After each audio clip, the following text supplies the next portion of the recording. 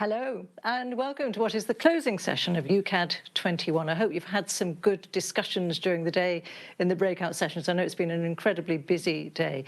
Now in this final session, we want to reflect a little on all that we've heard over these 3 days.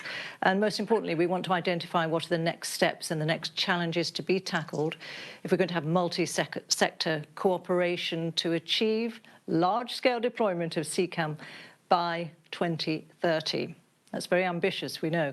I'm going to ask you in a moment what you think is the biggest challenge if we're going to be able to deploy high-level, connected and automated mobility by 2030. So I'll ask you that question on Slido in a moment. But first, let me introduce our panellists who are going to try to tie together what they've heard over the past few days. So we have with us Laurianne Krid, who is the Director General of FIA Region 1. It's Fédération, bringing together more than 100 mobility clubs and representing more than 36 million members across Europe, Middle East and Africa. So very much the user perspective, and we've talked a lot about public acceptance, and so, you know, I'm sure, Laurianne, you'll have a lot to say about that, so great to see you. We also have Ingrid Scosmo, who is the Senior Research Leader for Future Transportation at the Swedish National Road and Transport Research Institute. So the voice of research, obviously, clearly, very, very important. Ingrid, good to see you. There you are. You had me worried there. I thought, where is she? Good to see you. And Steve Phillips is also with us. He is the Secretary General of the Conference of European Directors of Road, CEDR. We've had a couple of your colleagues on in the last couple of days talking from the road operators' perspective. Hugely important, obviously, so very glad to see you here. And then from the industry side, we have Armin Gräter, who is the Technical Product Manager for Regulation of Automated Driving in the BMW Group. So great to see you, Armin. So that is our panel. So before we actually talk to the panel, let me ask you this question on Slido. We want to populate a word cloud on Slido, and we want to ask you in one word what you think the biggest challenge is to deploy CCAM by 2030. And the panelists, please you also put your word in, and because I want to ask you later what you have put in, which word you would say. So we're saying safety and cooperation. There are challenges dealing with that probably, and that they're coming up big at the moment. Regulation, acceptance is big, because this is something we've talked about for the last 3 days. If we don't get public acceptance, I think, you know, it just can't happen. Humans are the challenge. We just have to get rid of them. That's all there is to it. Mixed traffic, politicians. I mean, obviously, we know that the regulatory side of things has to be sorted out. So are they the biggest challenge? No business models. We did talk about, obviously, the need to have different business models. That's the thing. It cannot be business as usual. That became very clear. Competing technology, EC directives. What else are we seeing? Mixed traffic. I mean, yes, we've talked about these sort of transition periods and the difficulty of mixed traffic.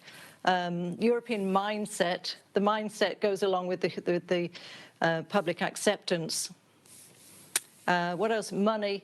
A huge amount of investment that we talked about the other day, and it really is a large amount of money that's needed, and it's needed from all sources, of course, European, national, and public and private. That's very, very clear.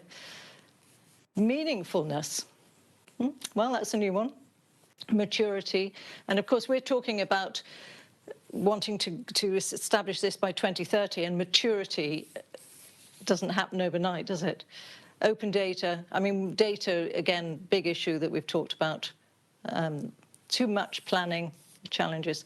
Okay, well, we've got a sort of sense of hesitation somebody's talking about, because, again, we heard yesterday from Henrik Holley that we need to get a move on with this if we're going to do it. And, you know, it's getting the right balance, of course, isn't it? You know, not rushing in, being sure that it is ready to go. Interoperability, yeah, I mean, we've seen that, of course, across borders and between companies, so important to have that interoperability. So the big words coming out are regulation, acceptance and safety. So let me move to the panel now. Can I ask you just one by one what word you have put in, if you have, or even if you haven't put it there, tell me what you would have put in there. So Laurianne, from the user's perspective, what word do you see as the biggest challenge? Thanks a lot, Kathy. Thanks, everyone, and thanks a lot for a great conference. I wrote down, and sorry for any, let's say, uh, intellectual property rights, but I've put down the three thoughts that somehow shocked me or kind of rattled my minds during this virtual event. I was very happy to see that we were able to have this conference for the third time in a row virtually. So my main three takeaways would be that the first one would be users need to have faith in the governments, to trust the technology. So in short, we need to explain the systems. We need to make their overall functioning clear to users, and transparency in that sense is key. And I think that trust and governance are in the center of our preoccupations today. I mean, as was shown by the health crisis. So that's an interesting element if we want the technology to get the acceptance. The second thought, and again, apologies for whoever I stole it from, but that's the thing that kind of made me to think, is that the technology was not neutral. It's designed by humans to fulfill certain purposes, and therefore we need to empower users. We need to co-create the technology to make sure that it fulfills our wider societal goals. If we want users on board, we need to show them the added value. And in that sense, that ties in very nicely with our thoughts about empowering users in the connected car, my data. And third, I think this was the commissioner or Mr. Holla, I'm not sure. The discussion must be about people and their mobility. And the autonomous cars can be part of the solution, but let's start with the people and what they need to do and where they need to move. Shift that focus from the technology to people to get things on track.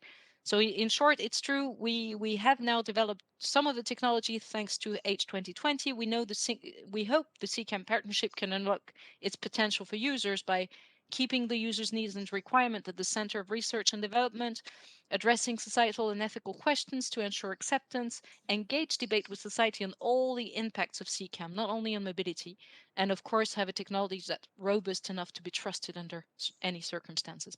Okay, well, I'll ask you a bit later because I want to ask you some questions about how you can achieve that co-creation. But I mean, obviously, we sort of guessed that you would bring the human element in, and of course, it's so important. So, Ingrid, from the researcher's point of view, what did you actually put as your main words for your main challenge? I actually put in one word, so I don't know if you want one word or if you want the full story, but the one word was meaningfulness. Tell us the full story. Well, I think I've learned quite a lot of new vocabulary this time, this EUCAD. One is that we move from challenges to values, and I think there we need to work on the research side to ensure that we get values to those who shall use these systems in order to ripen all the benefits that we potentially would like to achieve with them. Users is nowadays more citizen focused in this discussion today, these couple of days, and I think that is very good.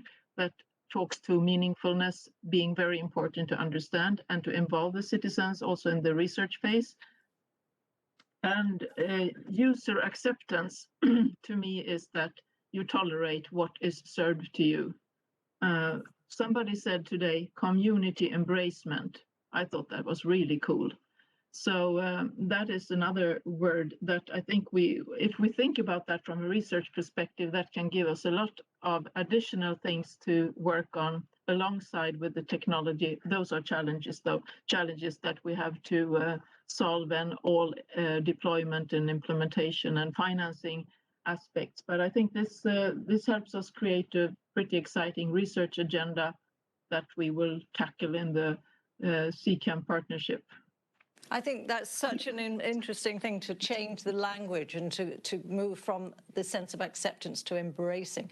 I think that's a really, really good point. Steve Phillips, from the road operator's perspective, where do you still see the challenges? What would you have put on this chart, or what did you put on? Well, thank you, Kathy, and thanks for the invitation this afternoon. Yeah, well, my word was cooperation. I hesitated about using the word partnership, but obviously the partnership is part of the solution, whereas the cooperation actually I see is one of the challenges as we move forward to try and basically solve the needs that we're left with. I think just one point. I mean, we've heard a number of times throughout the conference. I just want to clear up. When we talk about road operators. And certainly the national road authorities, I really want to stress this is not only about the motorways. I think that's something, an issue we really do need to put to bed. I mean, many of the CEDR members, or a number of, for example, will have more miles, more kilometres of cycle route than they have of motorway. We have national road authorities who have, forest roads, who have, rural roads. National road authorities who are working very, very closely, as we do with CEDR, with the cities and with all the other authorities. So it's vitally important that we really embrace all of the different roads that we're trying to address, because motorways may be just the first business case, because as we heard in one of the recent sessions, it's where the money is. But we shouldn't be stuck with technology dead ends just because we've developed things for motorways. We cannot expect all roads to look like a motorway. So we have to have that. One of the things I think, we've heard a lot about co-creation, and I think that's also something. And here I would say, picking up on the words of Ingrid and Laurianne, there was one comment I took down, which was talking about this question of user acceptance, and we've already heard about that. And I drew the analogy between user acceptance and infrastructure support, and there I am deliberately drawing the analogy between people and the infrastructure, because this is not about forcing something on the infrastructure or forcing something on the people. We really need to find the win-wins in this situation. So where we're talking about moving from calling users as users and treating them as people, we're talking about dealing with people's needs. And I think we're also talking about dealing with infrastructure's needs. And again, what I would really stress is as we look forward, we've heard a lot about how infrastructure takes a long time to plan and prepare. And in some respects, yes, maybe it's a bit mind-blowing that right now, today, we have road authorities that are working on infrastructure which will still be there in 100 years' time. So, we're already building the infrastructure of the 22nd century, never mind the 21st century. But we're doing that on the basis of infrastructure which is, in some cases, still there from the Middle Ages. So, we've got this whole spectrum of infrastructure needs. And we are trying, or we are not trying, we are bringing that into the 21st century. And one of the real ways we're doing that in terms of managing the infrastructure assets, and it's a word, again, I've heard many times over the past few days, is the digital twins. But it's not the digital twins to support automated vehicles. It's the digital twins that we actually need to do the day-to-day operation and planning and maintenance and future-proofing of our infrastructure. So for me, there's a big win-win there. And if we can find that, proper dialogue, and again, I use back to my word cooperation, then we can, solve a lot of these issues together much more quickly, I think, than some people throughout this conference maybe are anticipating. I mean, one of our speakers was talking about the fact that we need to have, the vehicles need to be smart, but maybe the roads don't need to be quite so smart. He didn't go as far as to say stupid roads, but, he was sort of suggesting that with most of the investment should be in the vehicles and not so much in terms of roads. What's your thought on that?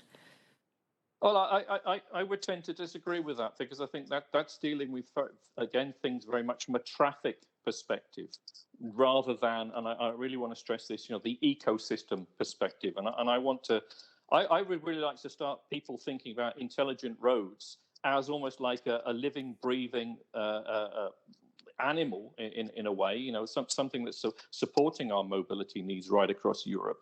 We heard, in an earlier session, people referred to it as the backbone. Well, I refer to it as very much a biological entity, and we have to work in symbiosis. So when we talk about an intelligent road system, as I say, that's reacting to the traffic. That's providing the right level of support we need at the different levels, and it embraces the physical infrastructure. So, as I say, ensuring that a 40-ton truck can travel across the right bridge at the right time without interfering with the population, respond to changing weather needs. So, I'm really looking for a situation where the roads are very, very intelligent, cooperating with intelligent vehicles. Great. Well, let me bring Armin Gräter in from BMW, so from the industry perspective. Armin, what did you put on the chart on the word cloud, and where do you see the main challenges? Well, to keep the tension a bit up, I'd like to reflect first a bit on what I'm seeing on the Slido, because I think this is very important to really look at safety regulation and acceptance in a kind of bringing them together. It means that only if safe vehicles on safe roads are operating, people will accept them, and also regulation will have the need to prove safety. So it goes really hand in hand.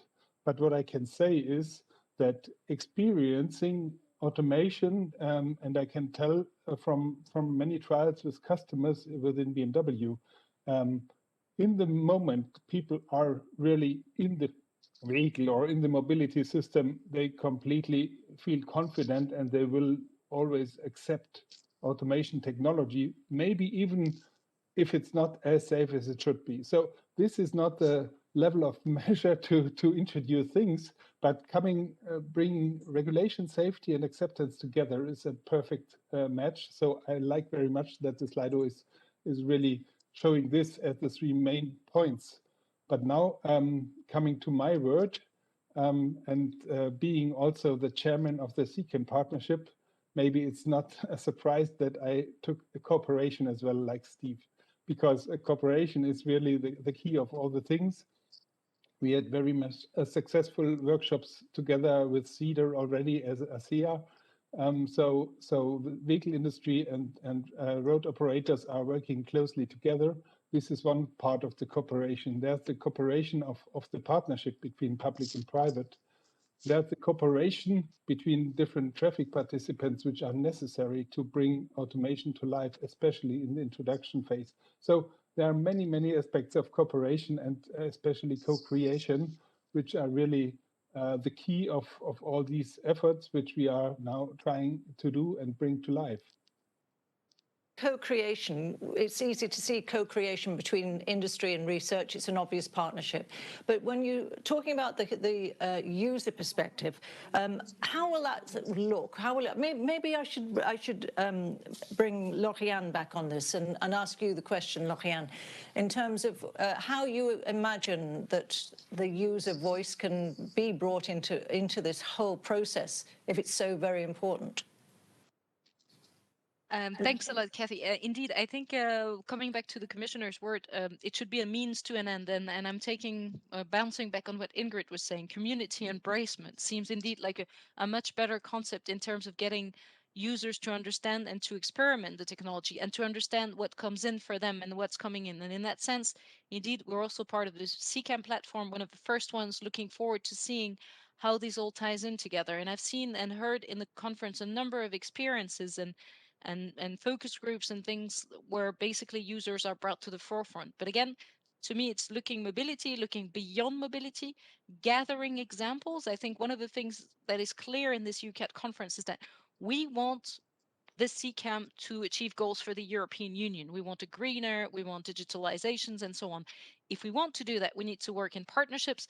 All of us together, the CCAM platform can allow us that. We are also part of EU projects that do that, the Arcade, gathering examples from around Europe, from around sectors to kind of put things together in perspective. And there I'm quite happy that we're in the forefront and that we're also, let's say, in the middle of all these discussions. So it's indeed bringing all the actors on one table to the goal of having users, at the end of the day, need more automated driving and accept it because it's reliable. Our speaker from the US yesterday mentioned that in the US that there is an organization called PAVE, which is Partners for Automated Vehicle Education. So it's very specifically to educate and to keep in contact with, it brings together industry, non-profits and academics to really explain everything about the whole automated driving world to the public. Is that a good thing? Do you think there should be something similar in Europe? definitely in our club in the US is part of this as well. I mean, AAA US. It definitely is one of the examples. I think we're starting slowly here with ADAS, Advanced Driving Assistance Systems. We're explaining that to users. We're bringing that to them. I think there's still a level of confusion, and recent year NCAP tests show that people are told, vehicles are going to be automated, and they understand, level 4, level 5, hands off. Because at the end of the day, if I am in an automated car, what do I want? I want my time back. That's what I value. And for that, I need to be able to trust that the car will bring me, or at the end of the day, you know what? My kids to school without me there. Obviously, I walk and cycle, so I don't take them by car. But the idea is that to fulfill the mobility need, I need to be able to trust. And one of the key added value is that I can actually rely on that system to do it for me. And that's what users expect. And to a certain extent, they have been also confused by communication from certain manufacturers in terms of, okay, this is an automated car, which at this moment in time in Europe does not exist. So let me bring Ingrid in from the research perspective. What still needs to be achieved in terms of research? Where are there challenges that we've talked about in the last few days, or maybe something that hasn't been talked about, but just that you see is that really needs to be tackled? Yeah, I think there is quite a lot left besides all technology, which sometimes is claimed to be ready and just to deploy. I think we know in the CCAM partnership that is not the case. I'm a cluster leader of cluster number 6, societal aspects and user needs in the CCAM partnership, and we have sort of touching on what Laurianne just said here, we have as things we need to tackle, and I think this actually requires some research. It's not just to sit and collaborate, but we need to sort of understand how we can also build in the pull side. How can we make not only you and me and those who buy cars or ride some kind of public transportation, but also the societal actors, the municipalities, those that need to put stuff on the road. How can they be courageous enough to say, well, since we have this environmental target, we think that if CCAM shall help us solve this, we need like thousands of them. They need to go to the rural areas, and therefore they cannot cost more than this and that. They shall look like this. They shall have a frequency, a timetable, whatnot. I think this type of surrounding things, not only business models, which is kind of nice to say, but I think it needs to be a bit more complex. And to build this competence, I think may actually also be a research discipline. To build in Swedish we call beställarkompetens. There is no such good word in English, I'm afraid, but to have this knowledge, I would think that is one area of research. And then we spoke about cars here. I think when we speak about level 3, level 4, and people using cars and getting confused by the terminology, which is really true, that needs to be researched. But also I think public transportation and the goods, the freight side of things deserve to go beyond platooning for trucks, but also going more into the urban environment. And then the rural aspect, how to solve that rural areas are really included. A couple of challenges among all. Thank you. So, Armin, from the industry point of view, from the vehicle manufacturers, from BMW's point of view, where do you see that challenges that have perhaps not been addressed yet, that are still there, look tough if we're going to actually achieve this by 2030? Well, this is a time of 10 years, and it's really the case that if you had asked me 10 years ago where we are today, maybe the answer would be very different to what we are seeing today on the road. There was many enthusiastic prognosis from the past to today. So Well, it's really, the future is unknown.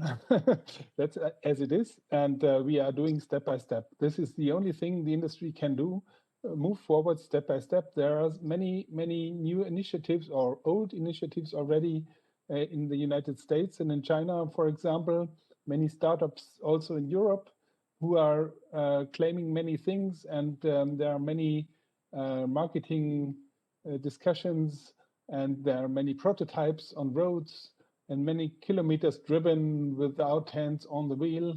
But this is all only a very small part of the whole story. To really deploy automated driving, you need something which is, and this is now I'm with Ingrid having not the perfect English word, a matter of industrialization and Baukasten. So the suppliers, they need to understand that there's a big need from the OEMs to really take many volume of parts, of sensors, of computers, and then they can make industrialization processes with high computing power and with very new and innovative sensors like laser scanners, which at the moment are rotating mirrors.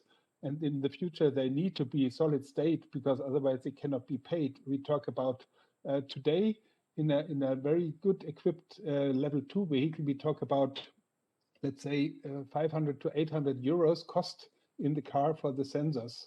One single good laser scanner today available is around this price, only one, and we need 4 of them typically, or even 8. So the cost span is so a high challenge yet that nobody can say where will we be in 2030 really.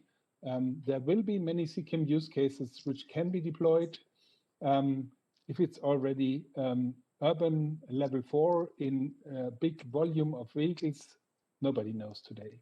But there will be many steps, and I'm very looking forward to the program of the CCAM partnership to get as many use cases as far as possible in these 10 years.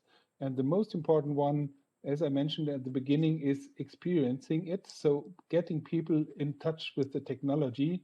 That's why I, in the drafting team of the CCAM partnership, led also the part of the large-scale demonstrations, and I also was a co-moderator and organizer in the session this morning on the large-scale demonstrations, which should lead in the last phase of this decade to a real big large-scale demonstration in big living labs in and around cities of Europe, and many of them.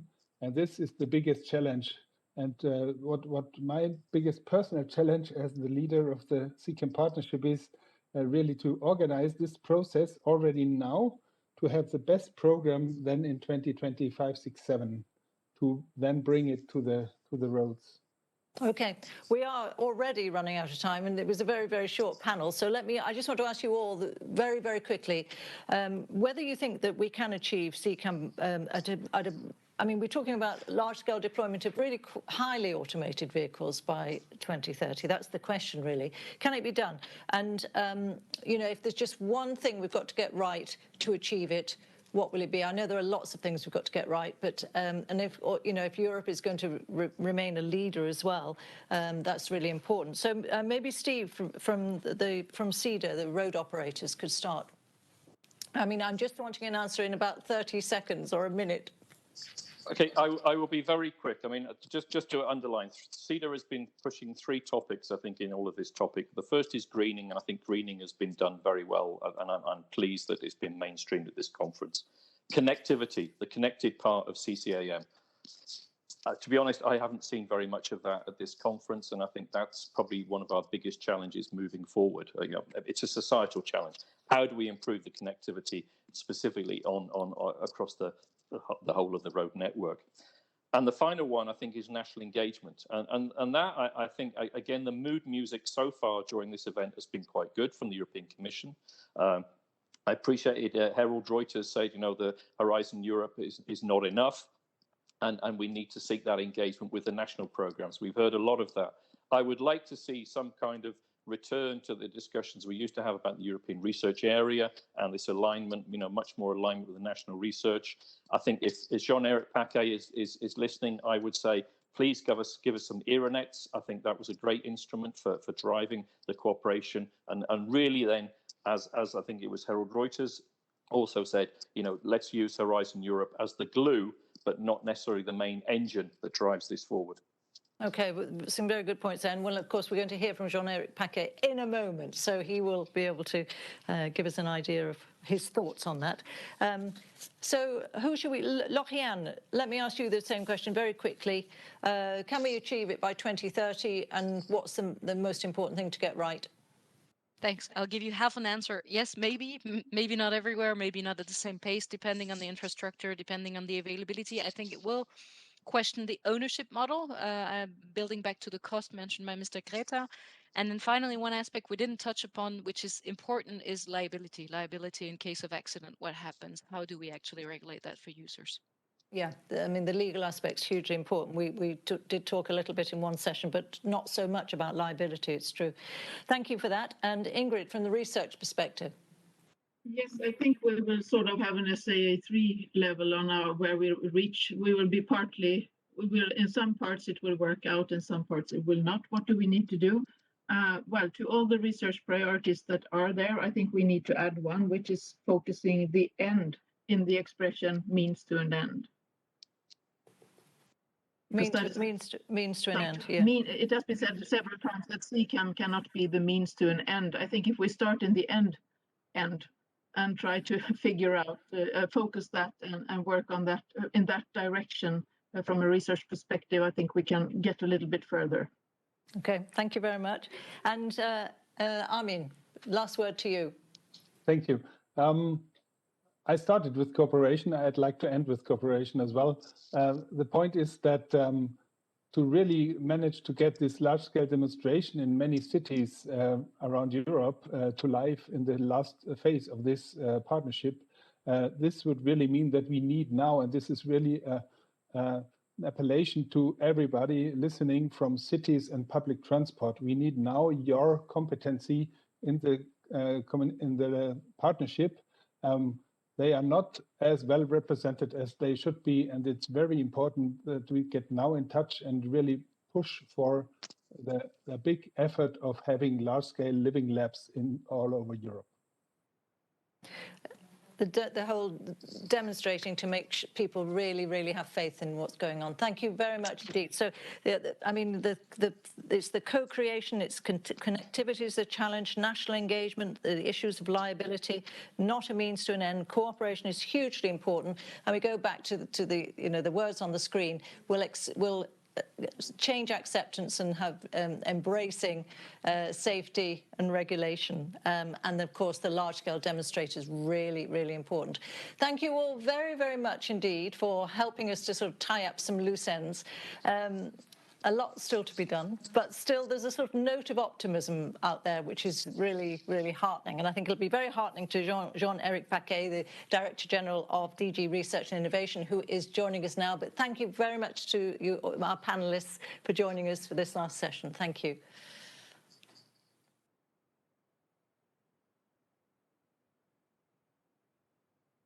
Looking forward to hearing from you. You just gave me the floor, didn't you? There was a connection problem. Thank you very much.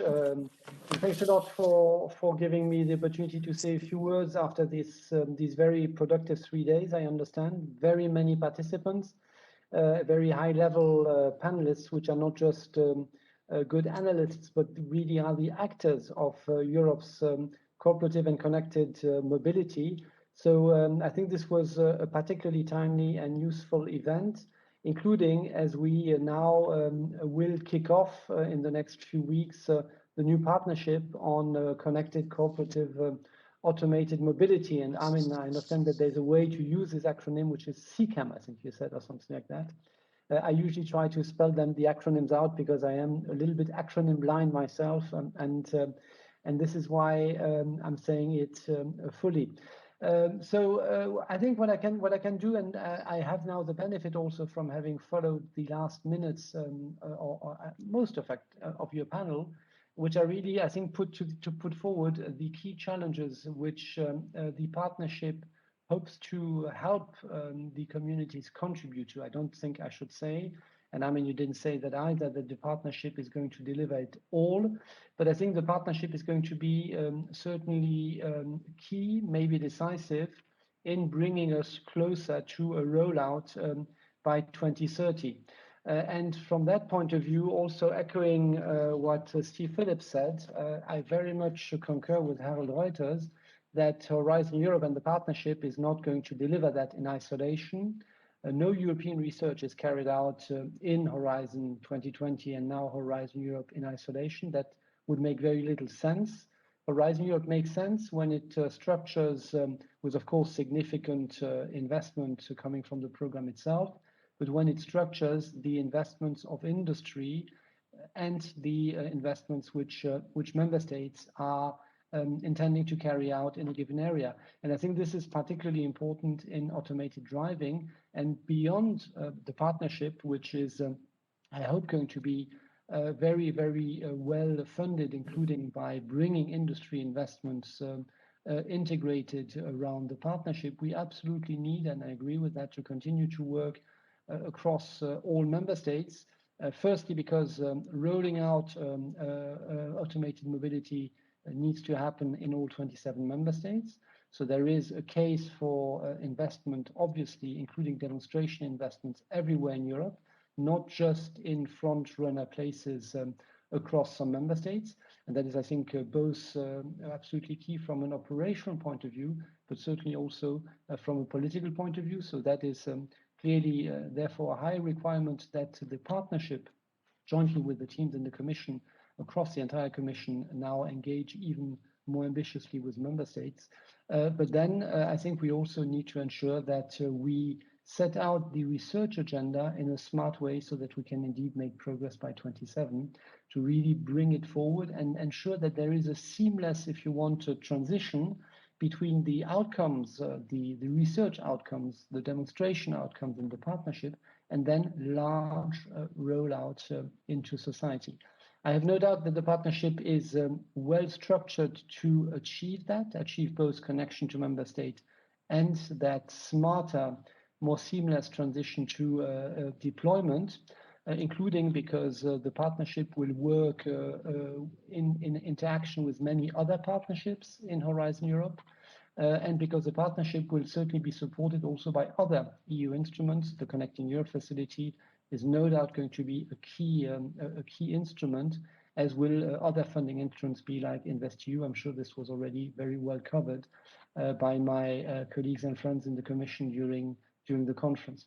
So seamless deployment of the output of the partnership is what we really should have at the heart of our work as we now set out the partnership and get it going. The content of the partnership matters, but it matters, as I think was well said, that you take the end and then try also to anticipate how the partnership allows that deployment and that seamless deployment. I would like to add in my concluding remarks two further comments. The first one is the need to look at automated mobility in the broader context. You've done that during the conference, and that's the conference program, so I'm not breaking new ground here, but I need to underline it that this is absolutely critical, that we don't deal with automated driving as such. It needs to be indeed one of the key measures to drive our green and to a large extent digital transformation. I mean, it would benefit from Europe's digital transformation, but it needs to be seen as driving also our green transformation. So automated driving needs to be constructed as a key contribution to making more effective mobility contribute to the 55% CO2 reduction by 2030, make automated mobility a key component also of a smaller, better managed impact of mobility on climate and biodiversity. This is, I think, absolutely key to ensure that the political support continues, but maybe more important than the political support, which is very largely there. This is so exciting industrial and technological development that I think you can count on political support as you move forward, but you also want support from society to effectively accept the broad demonstrations and then the large rollout. connecting properly your ambitions to that green transformation agenda, which is part of it, I think is therefore also absolutely key.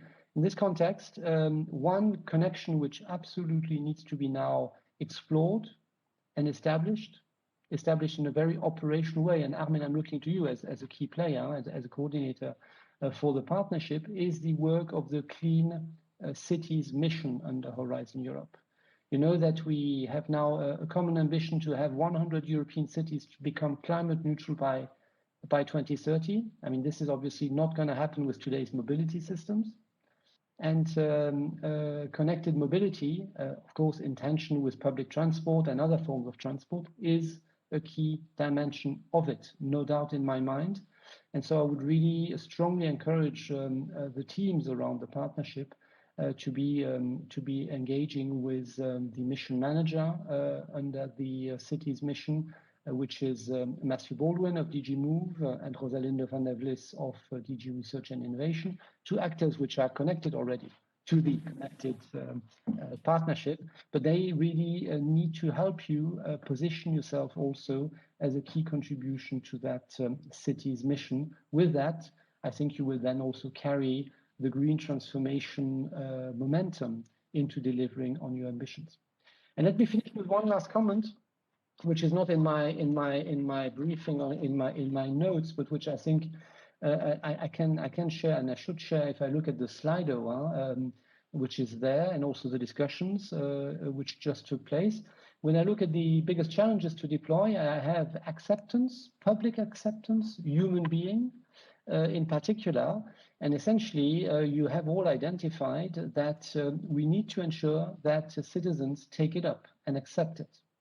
And I don't think we should take this for granted. I mean, you don't take it for granted. I have seen that, but you really, I think, need to do a little bit more work in how you can get the engagement and support from society. And I don't think that living labs and demonstration is going to be enough. What I would argue, and this is not a discussion which is specific to automated driving, I think it's a broader discussion on technology ownership in society. The COVID crisis, of course, have put science and technology again at the forefront. And I think citizens have seen in Europe more convincingly than in a long time that without science and technological progress, our societies cannot thrive and move into the future. So that's good. But it remains across most of our societies real concerns on science and on technological progress. I mean, in digital, in plant gene editing, these are very typical examples. But I would argue that automated driving to an extent also creates concerns and also sometimes value discussions and critical ones. So what I'm trying to say is that beyond showing to citizens how great you are, and how much your efforts will change for the better the society. You need to do that, don't get me wrong. What you also, I would argue, need to do is to include them now in co-designing the features of automated driving. This is not something which scientists in the lab do naturally. This is certainly not something which industry does naturally. We're all good at communicating and telling people what is good for them. I think what I would turn it around. You should ask citizens which of the features you are working on are those which they find most important. And then try, of course, within your own needs and your own vision, to try to accommodate them. If you do that, meaningfully, of course, and if we are then, and we would need to be part and help you on that, if we can then also show on a larger scale that this was done, I would think that this would then really help as you move then into large demonstration and deployment, would really help credibly to tell citizens, well, we have made a number of choices. They were made with your wisdom. And I think this would then certainly also ensure greater ownership and acceptability. So voila, that's my few comments to close a very, very fruitful conference, which I have no doubt has brought many actors together, and hopefully will then allow the partnership to kick off fast and have deep impact very shortly together with many member states. Thank you very much. Thank you very much indeed. And that's such a good point about not just educating, but listening to people. That's, I think, the very heart of it. And because we've heard about people have got to not just have faith and trust in the technology, but also in governance. And so, you know, the whole listening process is really, really important. So thank you very much indeed to Jean-Eric Paquet for those final words, which bring the 3 days to an end. Thank you very much for watching. I just want to tell you that the recordings of all the plenary and breakout sessions will be available on the event website after the event. So if you've missed things, you can go back and have a look. Also, the organisers are interested in your feedback, and they are going to send all participants a link which will have a short survey. If you could take the time to fill that out, it just helps people to know what worked for you, what didn't work, what more you'd like to see for an event in the future. So if you could take that time. So thank you very much to the organisers, to the technical team. Thank you all for being with us. And that is the end from me. Have a very good rest of the day and a lot of things to think about for the future. Thank you. Goodbye.